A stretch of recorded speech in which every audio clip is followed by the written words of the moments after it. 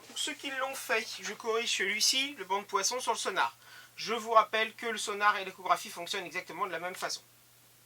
Dans les bateaux sont fréquemment embarqués des sonars. Une onde est émise puis reçue, un ordinateur calcule la durée aller-retour pour déterminer où se situe un obstacle ou un banc de poisson. Donc, petit 1, la fréquence de l'onde émise par le sonar utilisé est de 50 kHz. De quel type d'onde s'agit-il? Et entre parenthèses, on vous disait ce ne sont pas des ondes électromagnétiques. Non. Le sonar et l'échographie fonctionnent de la même façon. Ce sont donc des ondes mécaniques. Ce sont des ondes sonores. Et là, en l'occurrence, 50 kHz, on est au-delà de 20 000 Hz. Donc ce sont des ondes ultrasonores.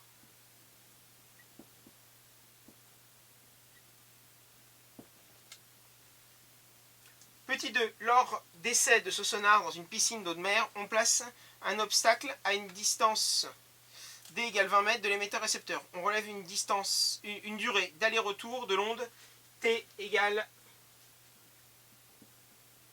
26,67 millisecondes. Et d, on a dit, l'obstacle il est à 20 mètres. Calculer la vitesse de l'onde dans l'eau de mer. V est égal d'habitude à d sur t, mais le temps encore une fois, qu'elle parcourt l'aller plus le retour pour revenir au récepteur, elle a parcouru 2d sur t. C'est égal donc à 2 fois 20 sur 26,67 millisecondes, donc 26,67 fois 10,3 pour l'avoir en secondes. Et ça vous donnait normalement environ 1500.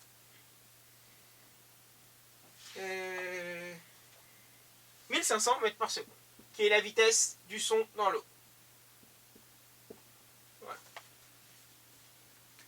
Question 3. Donc ça c'était la 2. La 3. Si ce sonar était utilisé dans l'air, combien de temps mettrait l'onde pour réaliser un aller-retour entre le sonar et l'obstacle? Donc cette fois-ci, on veut t. Donc pareil, t sera égal à 2d sur v. Il suffit d'échanger t et v. Donc la distance, ce sera toujours 40 mètres, 2 fois 20. Mais cette fois-ci, la vitesse qu'on doit prendre, on est dans l'air. Donc c'est la vitesse du son dans l'air que vous devez connaître. 340 mètres par seconde.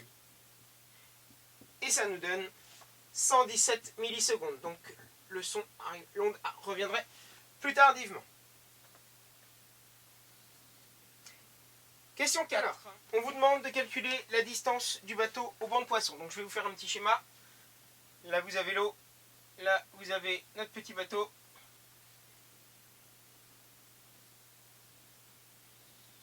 Là vous avez votre poisson. Voilà. Donc on vous dit qu'il fait un angle alpha avec l'horizontale. L'angle. Donc alpha, et on vous dit qu'alpha il sera de 30 degrés. La distance du banc de poisson, c'est ça, c'est d. Et ça, on va l'appeler p pour la profondeur. Donc on veut la distance. Bah, tout simplement, si v égale 2d sur t, vous transformez d est égal à v fois t divisé par 2. La vitesse dans l'eau, vous l'avez calculée, c'est 1500 fois t, la durée, c'est 6, divisé par 2. Votre poisson, il est à 4500 mètres du bateau. Attention, ce n'est pas la profondeur, c'est cette distance-là. Voilà. Petit b, calculer la profondeur, cette fois-ci, à laquelle se trouve le banc de poisson. Donc cette fois-ci, on veut p. Donc vous voyez qu'il y a un triangle rectangle, ici. Bah, je connais d et je veux p. Et je connais alpha. Bah, moi, je pense que je peux faire apparaître un sinus. Et dans ce triangle rectangle, sinus, vous savez que le sinus, c'est l'opposé sur l'hypoténuse. Donc, l'opposé, c'est celui-là, sur l'hypoténuse. Donc, je peux mettre que sinus alpha, ce sera P sur D. Et la profondeur que je cherche, ce sera donc D multiplié par sinus alpha. Donc, des 4500 mètres, je viens de le trouver, multiplié par sinus de 30 degrés. Et je trouve 2250 mètres de fond. 2250 mètres de profondeur. Voilà. La seule difficulté de l'exercice, elle était là. Il fallait voir apparaître le triangle avec le sinus alpha.